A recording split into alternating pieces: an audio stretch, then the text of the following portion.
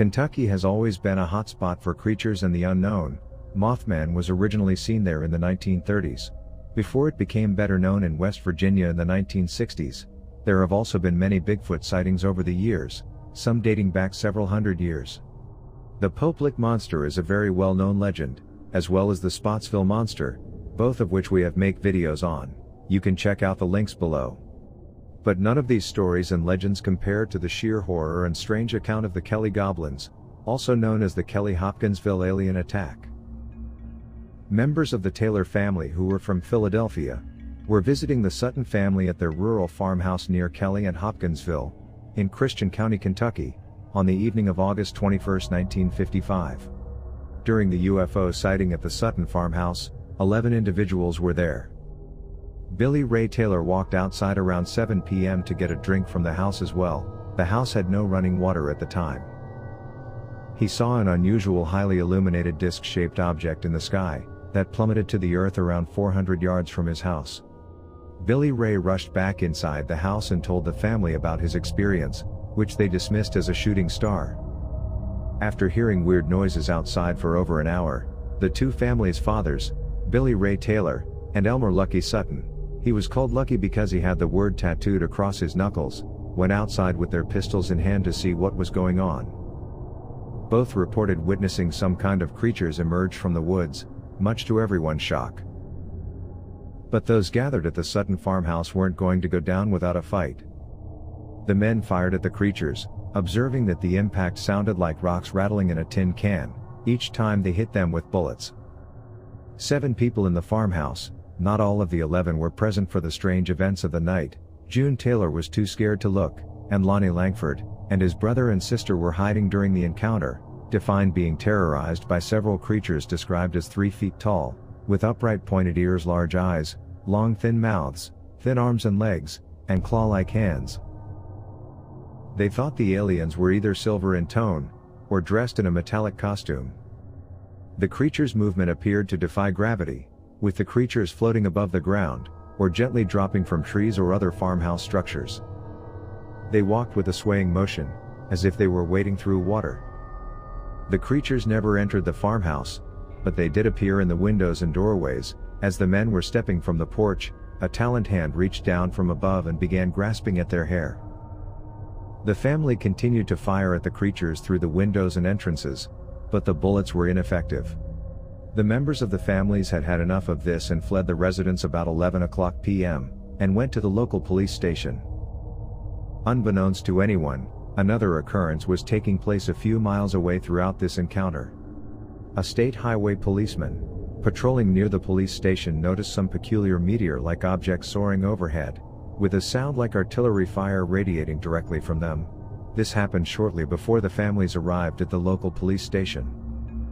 Authorities sensed something unusual was going on in their peaceful small town, and assembled all on-call police to look into the strange events.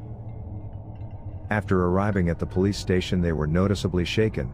According to Sheriff Russell Greenwell, and a police officer with medical training assessed that Billy Ray's pulse rate was more than twice the normal rate. The sheriff later told reporters, these were not the type of individuals who could be easily scared. The sheriff went to the farm to investigate. The Suttons seemed sober, and were truly frightened by something, according to the sheriff, who arrived at the farmhouse with a dozen police officers. As a result of the considerable damage to the residents, the police began going door to door to obtain further statements from nearby residents. The officers themselves saw strange lights in the sky and in the neighboring woods during this time, although later, some would refuse to talk openly about it. Surprisingly, the officers discovered that their neighbors were also afraid. They reported seeing the same eerie lights in the sky and hearing strange noises at their homes. After a few hours, police ended their investigation at about 2:15 a.m., satisfied that they had obtained enough reports from witnesses, and left the Sutton farmhouse. The creatures returned to the farmhouse not long after, terrifying the homeowners until around 4:30 a.m. that morning, according to the families. They claimed the strange goblins attacked them again. The next day, investigators worked with witnesses to collect accounts and create sketches of the creatures based on the descriptions they provided. They noted that all witness descriptions were consistent, and all reports of the incident were essentially accurate. Other witnesses, including guests at the nearby Shady Oaks restaurant, said they saw unusual lights in the sky as well. The Air Force was dispatched to investigate shortly after, but did little more than examine the farmhouse and surrounding grounds. The eyewitness testimonies amazingly were verified under individual inquiry, despite speculation among the eyewitnesses about the creature's objectives, ranging from field study on their part, to ordinary curiosity, to downright malevolence. The two families involved were known in the area as being honest, and not being the types to make up a hoax, which would appear to be supported by the fact that the families received no financial gain, or significant fame from the incident, and moved from the area when the incident became public, and they were flooded with trespassers wanting to see the site. The incident, as well as the media coverage that followed it, served to cement the phrase of aliens as little green men in popular culture. According to UFO researcher Alan Hynek of Project Blue Book, this case is notable for its length, as well as the quantity of witnesses involved. The investigations by police, Air Force officers from neighboring Fort Campbell, and civilian ufologists found no indication of a hoax. The Air Force's Project Blue Book admitted to being stumped, despite the fact that they never fully investigated the matter. Isabel Davis, one of the most persistent UFO investigators, claimed she was also without any answers to what had happened. According to other investigators, such as Joe Nickel, the witnesses were simply witnessing a pair of nesting great horned owls that had taken up residence in their attic. This description is supported by the huge wide eyes and large ears. Against this, there are claims that the creatures could walk on 2 legs or 4, had a monkey-like body build and limb proportions, walked on all 4s in a monkey-like stride, and had huge claws on their hands but not on their feet. A recent report titled, "Have the Kentucky Goblins Returned?" published on June 20, 2012, and detailed a strange narrative that looks to be similar to that of the Hopkinsville Goblin encounter. According to blogger Greg Newkirk, a Kentucky man claims to have made contact with strange, little creatures with pale skin, huge eyes, and an odd manner of communication he called chirping.